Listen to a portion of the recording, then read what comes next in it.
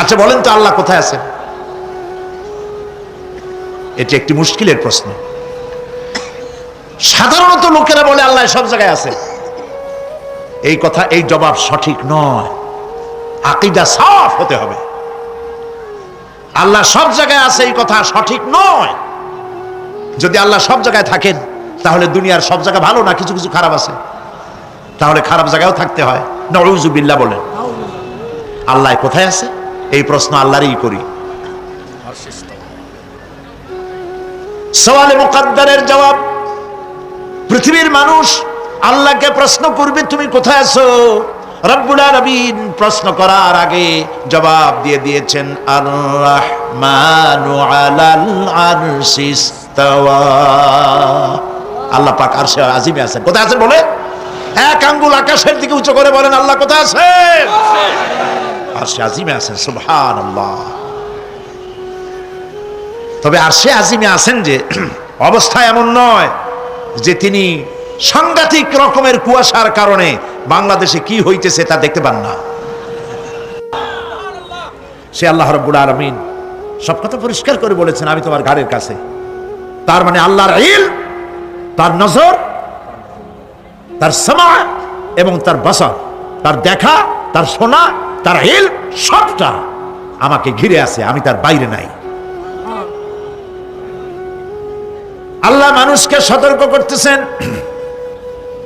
মা ইয়ালফিযু মিন কাওলিন ইল্লা লাদাইহি রাকীবুন আতীদ। মানুষ এমন কোন কথা বলে না যা আমার ফেরেশতারা রেকর্ড করে না রাখে।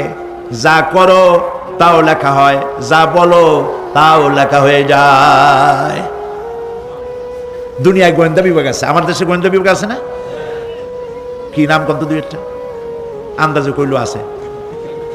CID, DIB, DFI, army intelligence, কত রকম গোয়েন্দা আছে, কত বাহিনী আছে আপনি টের পাবেন না। পাগড়ি একটা বান্ধি আপনার সামনে বসা, আপনি বুঝবেন না যে আপনার আমলনামা রেকর্ড করতেছে ওখানে বসে। আপনি তো মনে করেছেন দরবেশ সাহেব 6 সেল্লা দিয়ে আসছে, কিন্তু তিনি গভর্নমেন্ট অফিসার, আপনার সর্বনাশ করতেছে, আপনি টের পাচ্ছেন না।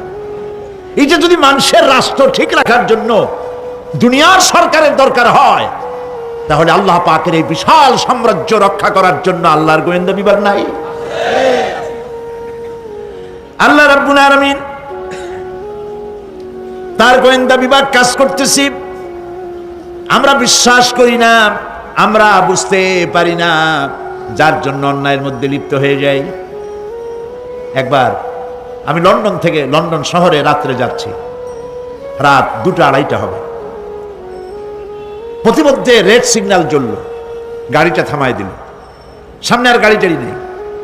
আমি ড্রাইভারে বললাম যে গাড়ি টাড়ি তো নাই সামনে, আমরা তো ইচ্ছা করলে যেতে পারি। ড্রাইভার বলল পারি, কিন্তু যাব না। কেন যাবেন না? বলল যে এই সিগন্যালের সাথে ক্যামেরা আছে, অটোমেটিক ক্যামেরা। আমি যদি এখান থেকে এটাকে ক্রস করি তাহলে আগামীকাল কোর্ট থেকে আমার নামে চিঠি আসবে। রাত 2:45, এই রঙের গাড়ি, এত নাম্বার গাড়ি, এবং আপনার চেহারা শরীফ এই, আপনি রাত 2:45 সময় রেড সিগন্যাল অমুক এলাকা থেকে ক্রস করেছেন, মেহেরবানি করে কোর্টে আসেন আর জরিমানা দিয়ে যান।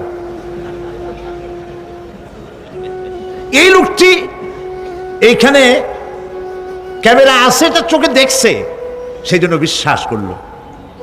কিন্তু এই ক্যামেরায় স্ন্যাপ নেওয়ার জন্য কোনো ক্যামেরা ম্যান নাই, অথচ গাড়ি ক্রস করলেই, ওভার স্পিড করলেই ছবি তুলে ফেলবে। এই বুদ্ধিটা কে দিছেন? যিনি এই বুদ্ধিটা দিলেন তার কাছে এমন কোনো বুদ্ধি নাই যে আপনার আমার অনবরত অটোমেটিক ক্যামেরা দিয়ে জীবনের সব কিছু আমাদের ধরে রাখে, এরকম কোনো ক্যামেরা থাকতে পারে না। পারে কিনা? কিন্তু আমাদের কপাল খারাপ। ওই যে সিগারেটের প্যাকেটে লেখা আছে সংবিধিবদ্ধ সতর্কীকরণ, ধূমপান স্বাস্থ্যের জন্য ক্ষতিকর। প্যাকেটে লেখা আছে, হাতের মুঠায় ধরিয়া সিগারেট ধরে টান মারিয়া উপরে ফু দিয়া তাকায় দেখে ফু যায় কদ্দুর। ওইখানে ক্যামেরার সাথে কোনো মানুষ নাই, ক্যামেরা আছে তাই বিশ্বাস করে।